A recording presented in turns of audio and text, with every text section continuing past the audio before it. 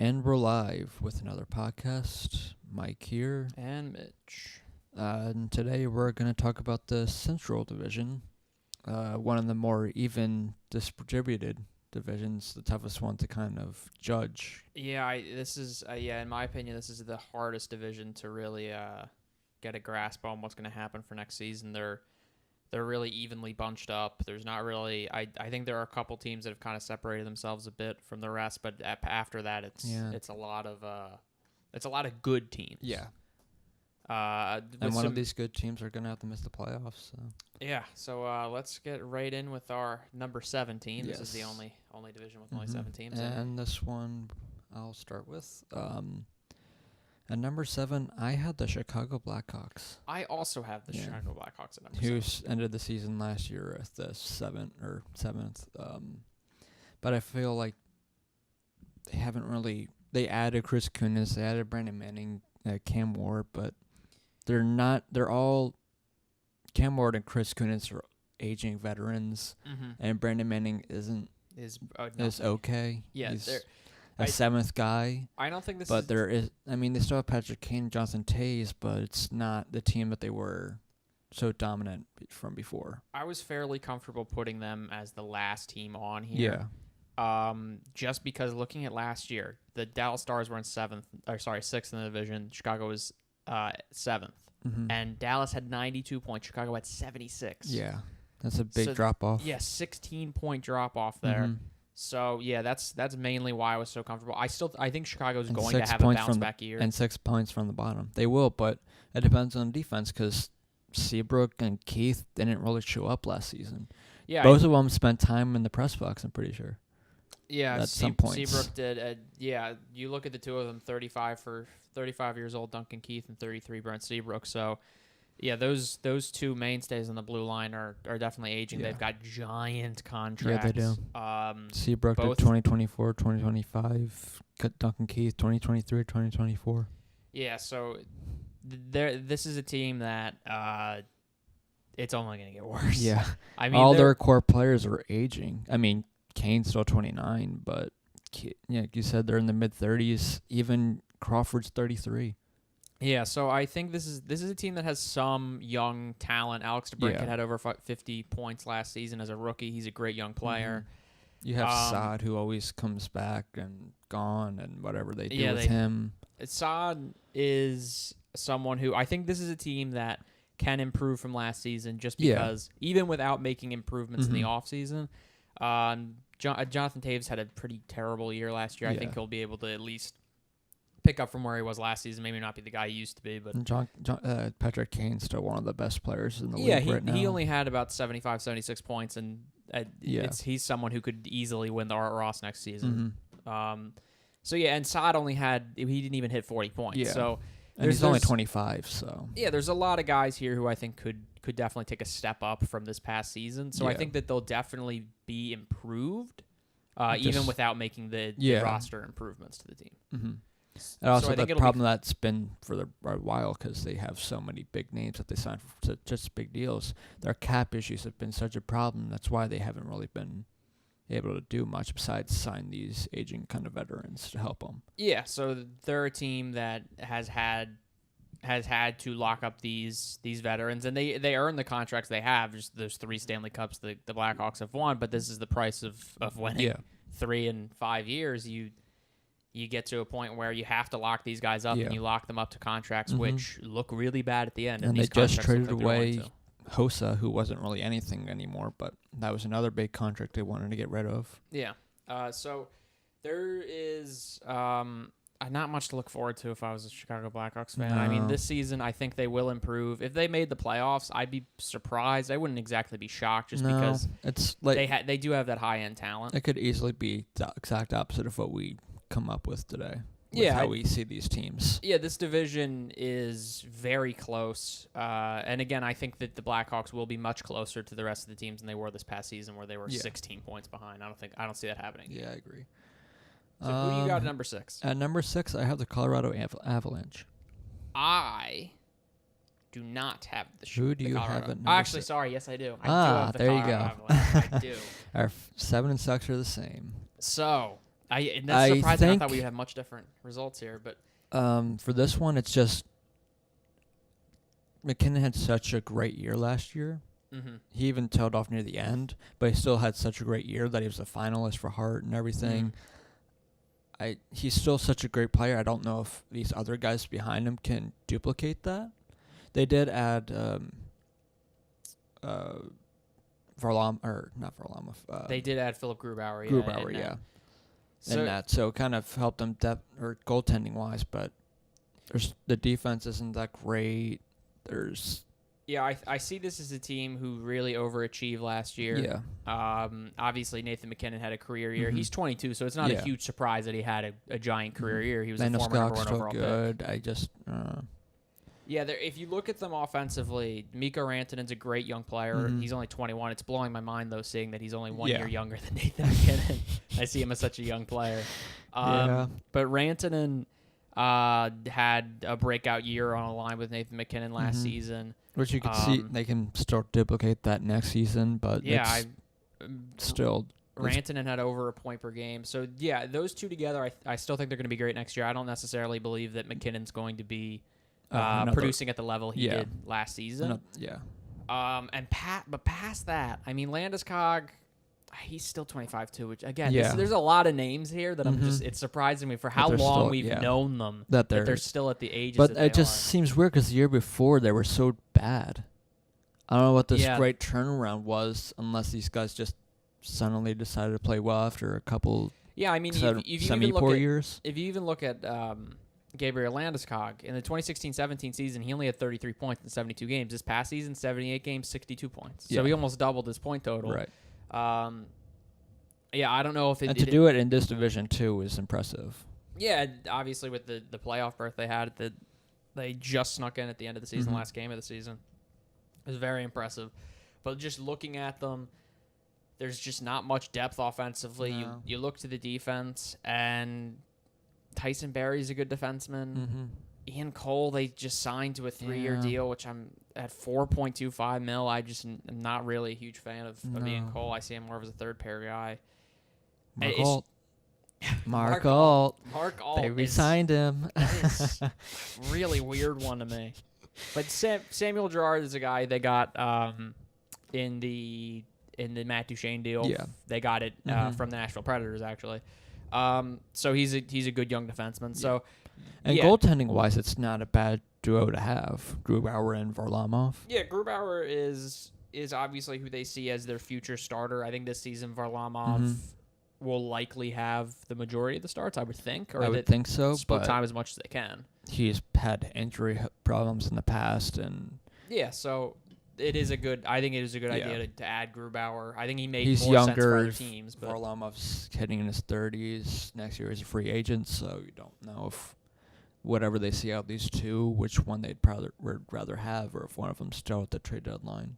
Yeah. So Varlamov is someone who, like you just said, if they are in this position, like we say they are in sixth, although I think we both do think that they'll be really close. Yeah. But if they're in a situation where the rest of the teams in this division just prove too much for them, and at the trade deadline they know they're not making the playoffs, they could move a guy like Semyon Varlamov, who's on the final year of his contract, and they know that they have Grubauer waiting in the wings to be the starter. So that is an option. Or they feel like have. They're so close, or just missing a piece or two, so they just trade to try to get someone to help them. Yeah, it could be a plain hockey trade too, where they add guys to their roster. So they do have options there. But you look at their forwards, and Carl Soderberg is 32. But outside of that, the oldest guys are 28 years old. Yeah, so they're a young team. They're a very young team.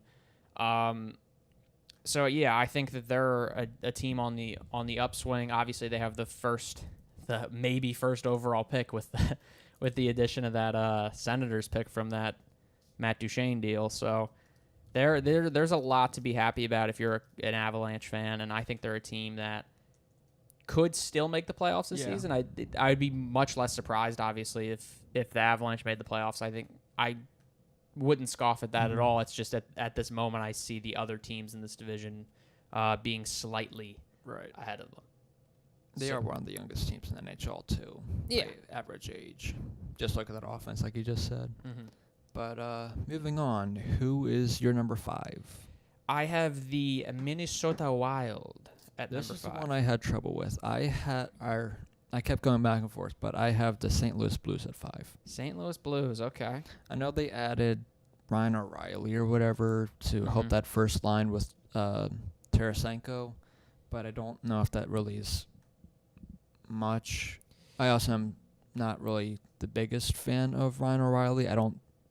He's not a bad player. He's a good player, but not that great. I haven't really seen much from him to make me think he can help this team. That he's an elite player. Yeah, elite player that can help Tarasenko on this team. And obviously, Shen had a career year last year playing with Tarasenko. He's probably going to have some trailing off since he's probably going to be the second line center now. Yeah, so I have the Blues as the number 3 team in the division. And I see Ryan O'Reilly. I'm not a huge fan of Ryan O'Reilly either, although I do think that he... And Jake Allen didn't play the best yet either, but he could always have a bounce back or another poor season, so you never know. I think Ryan O'Reilly is kind of an in-between second line or first line center. I think he is slightly overrated. But he is a big addition to this team just because of the fact that Braden Shem was the number 1 center. I know he had great numbers, but they didn't really have a number 1 until now. So so they're improved. I don't know if it's enough to push them to the far. playoffs. Even though they came on so hot at the end that they were so close, you just kind of do it because all the rest of the season they were just kind of meh or not really that great. I mean, they also added Tyler Bozak, who's another center. He'll be the third line center. Who's the third line center for the Maple Leafs last season. So I think they made some very good additions to the team. I don't know if I'd go very good. I think they made some good additions to this team. Honestly, the most important one was O'Reilly, but that was the most need that they needed was someone to take over that first line center spot. And now they have center depth that they didn't have before. Yeah. So now they have 3 legitimate... Even though there was the question coming in last year if Shen can go back to center after being on the Flyers, he was always used as a wing. And sometimes center, but mostly on the wing. But now they have 3 legitimate top 9 guys in their center positions for their first 3 lines, which is something they haven't had in years. So that's definitely a plus for this team going into this upcoming season. So, I have them as 3rd. I look at their defense. Alex Pietrangelo, Colton Parayko. So I see that top pair, and I don't know if there are very many teams in the NHL. There may be one in this division that could match up to that, but there are very few in the NHL that could match up to that top pairing with those 2 guys. True. Jake Allen, like you said, he struggled this past season. I think he it also helps improve defensively too a little better too. Having O'Reilly and everything, the center. He's a good 2-way center. So that'll help defensively, and again that'll help with Jake Allen. Yeah, Allen was .906 save percentage last year, not good at all. No. The year prior he was .915, .920 the year before that. So he's still someone who could bounce back. Yeah, but if you look at those numbers the past couple of years, they've kind of dipped down a little. Yeah, which can be concerning. He's only 27 though. I still think that he's a good goalie. Yeah, he is. So I think that I have them at number 3. Again, I could see them falling to number 5 like you have it. There's a lot of teams in this, especially in this spot right here, that I think could end up anywhere in this division. You said you had Minnesota here? Yes. At 5? I have the Minnesota Wild at 5. They're just a team that does not... I look at their roster, and it's not bad, but it's just one that doesn't... It's just kind of... It's just very meh to me. They're all older guys and everything. There's not a lot that sticks out here. No. I mean, Zach Parise is on a giant contract. He's kind of wasted away to nothing at this point. Mikko Koivu's still a good player, even at 35. Stahl's had some moments of kind of coming back since Stahl had a great season last year. I mean, ever since being on Minnesota, 42 goals for Eric Stahl last season. Which is insane for at such an old age to at 33. And they have Frank Suter for a while too. Yeah, and Nino Niederreiter's a great young player. He's only 25. Charlie Coyle's a good center, 26 years old. I also think this all depends on how well David Dubnyk plays. Yeah, he has a big impact. Yeah. Dubnyk has shown the ability to play great. I mean, he was a Vezina finalist 2 seasons ago. Exactly. He has a Vezina quality to him, so he can obviously help this team one way or the other. Yeah, he's even last year where he didn't have his best season. It was a .918. It's still above average for a goaltender in the NHL. So I see.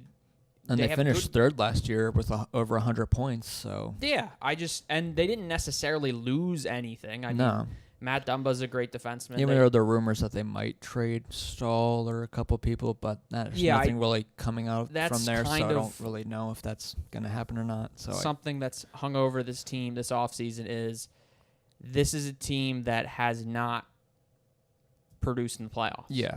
They're always like a first round exit kind of thing. They've been around for a while, this core, and they've just never really been able to put it all together. And that could just be to try to get some younger names in here too.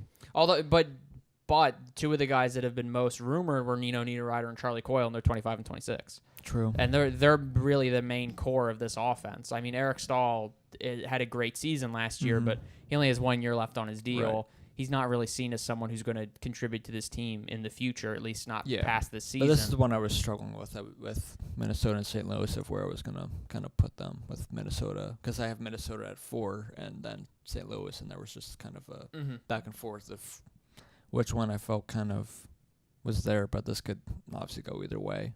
Yeah, so the Wild are... they're just a hard team to kind of... to peg here, because because they're a team that's really good defensively, and even those 2 games when they kind of just destroyed the Flyers, because that's probably the only games I really saw of Minnesota, and what I can base it off of, they're a great defensive team, but there's not really any thing there. It's not exciting. There's no star power on the team whatsoever. There's no real standout on the team. They have a lot of good players. I don't know if they necessarily really have any great players. Ryan Suter, in the past, has been a great defenseman. Yeah. He's kind of tailed off a little bit.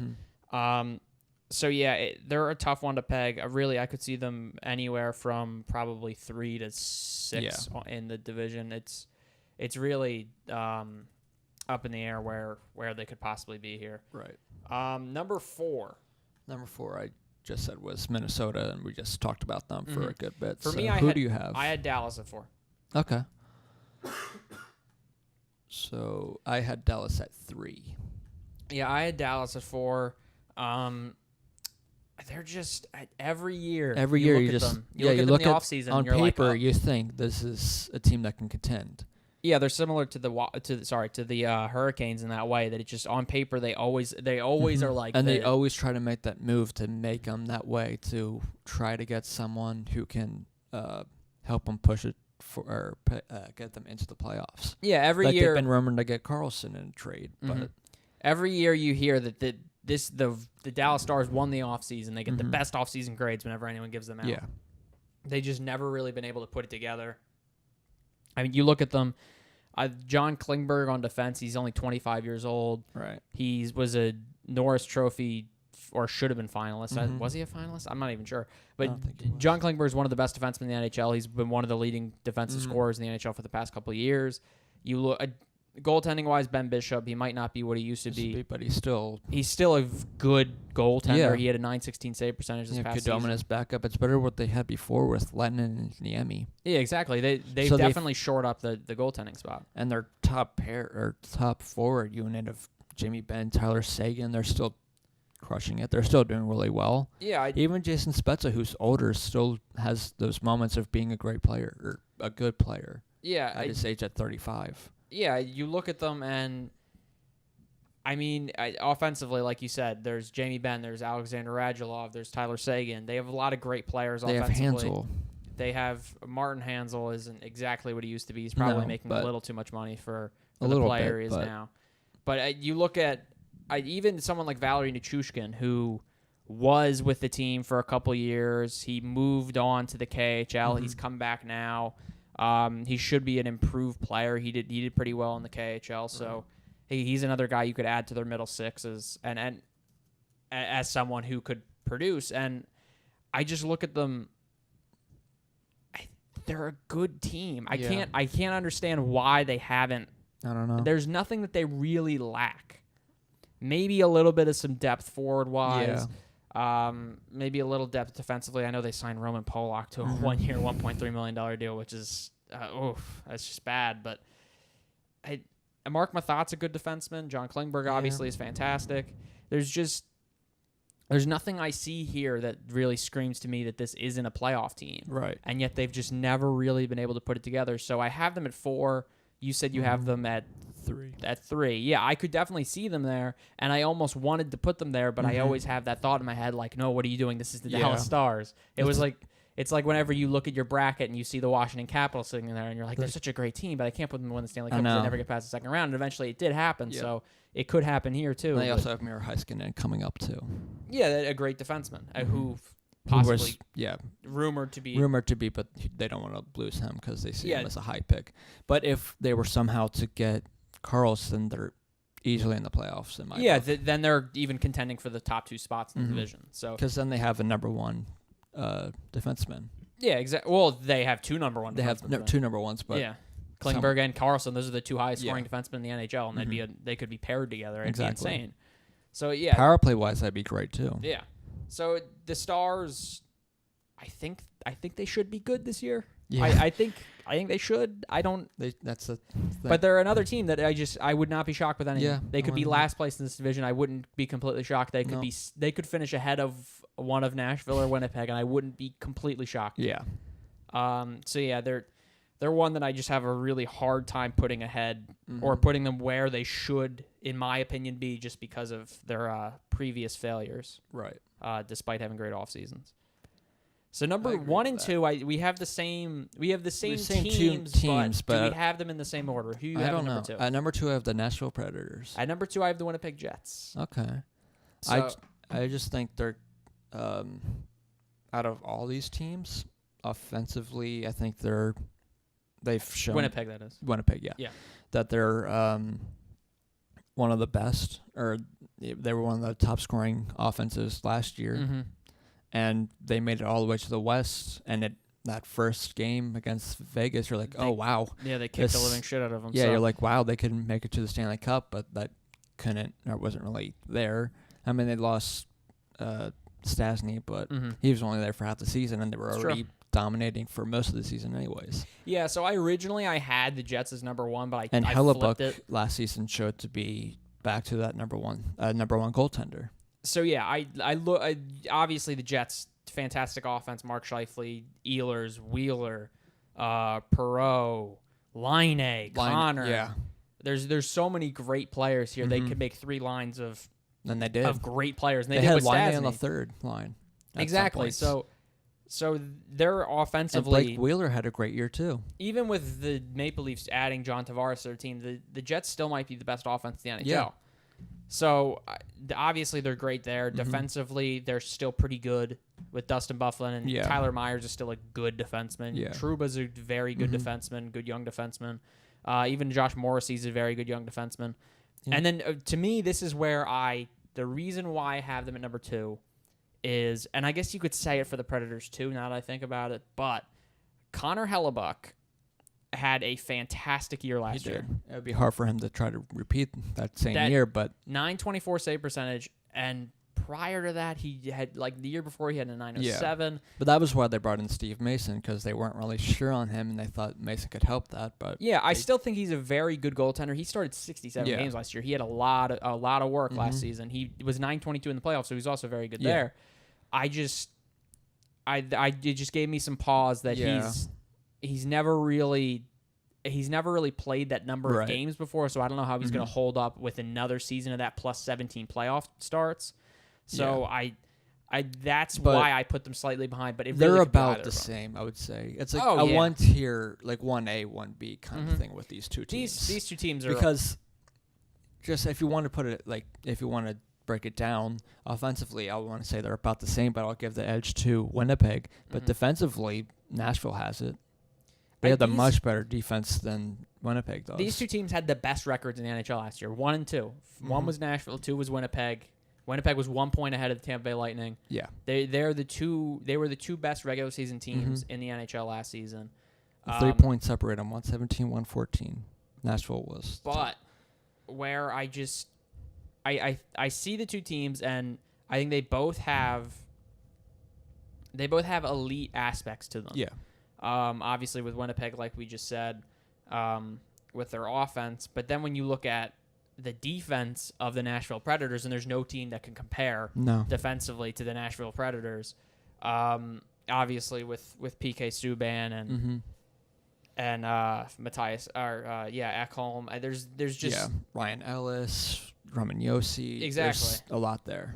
So And we saw it 2 years ago. They made it to the Stanley Cup. Yeah, exactly.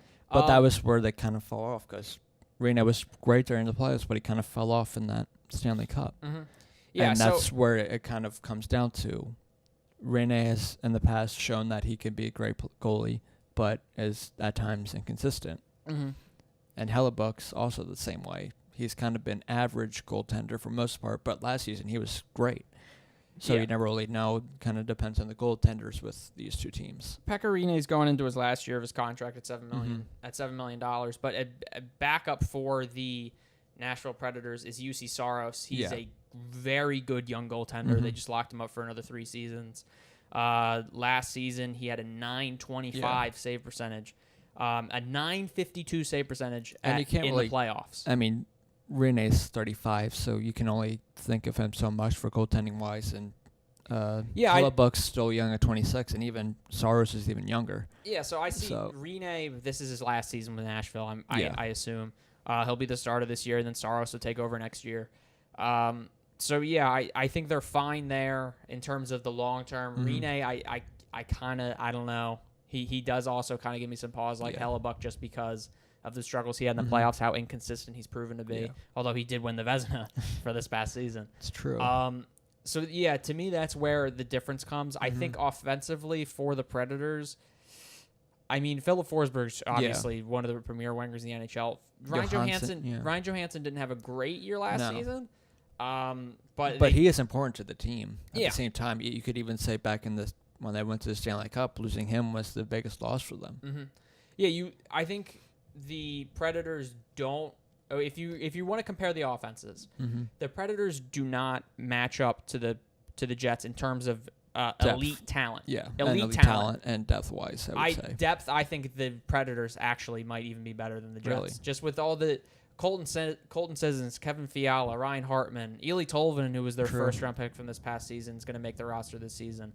Austin Watson, Kelly Yonkrook, Victor Arvidsson. They have a lot of really good and they're another young team players. That's really young. Really, really young. There's not a forward on this roster other than Nick Bonino, who's over 30. Yeah. So, and past that, there's the next oldest is 28 for Kyle Turris. So, yeah, there's Bonino who's 30, there's Irwin who's 30, and then outside of Pekka Rinne, that's your only 30-year-olds. Yeah, they're a very young team. They're going to be the top or one of the top teams in the NHL for the next decade. It helps having Laviolette back coaching too. Exactly. There's nothing about this team that I really see as even close to there a were negative. some rumors, but I think they kind of died off of a possible Subban trend. But even if you trade Subban, your defense is so great that that's not the biggest loss. So, even just in terms of look at these contracts. PK Subban, if you look at their defense, you'd think, oh my God, they must be tied so much money defensively. PK Subban, $9 million. Well worth it. Yeah. Past that, Roman Yossi's the next most at $4 million. After that, 3.75 Ekholm, 2.5 Ellis, Yannick Weber, and Matt Irwin aren't great, but they're making under $1 million. Have his contract's up at the end of next season, so yeah. So he's someone who's also been kind of, sort of rumored to possibly be traded just because of that. Obviously, he's going to want a big pay raise. But Ekholm, if he hits free agency, there's going to be a lot of teams wanting him. But Ekholm's locked up for 4 more seasons, Matthias Ekholm, and he's a great defenseman. Yeah, he is. So this team is and they're all in their prime right now. Yeah, defensively, they're all in their prime. They're the class of the NHL. They will be for the next decade. They have to win a Stanley Cup within the next 3 years. I don't see how they can. Yeah, you would think that on paper, just going into a season, that they're going to be one of your favorites. I think everyone will have one of these two teams, the Jets or the Predators. Even not last year, the year before, they were barely made it. But after that, it's just kind of been. They seem to be a team that could easily be up for the President's Trophy again next year. I think the Jets and the Predators again will battle for the President's Trophy. And it's a shame the way the playoffs playoffs it depends on how each team plays against each other during the season.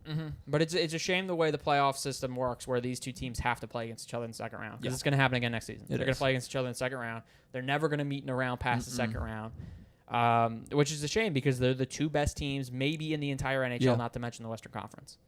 And then they have to play a shittier team in the Pacific. Although this Right. past season we saw that the Golden Knights won and Yeah, made it to we'll Stanley get to Cup in only that. 5 We'll games. get to them, but Yeah. So next time we have the Pacific Division. the last division to go through. But So we will see you then. yep.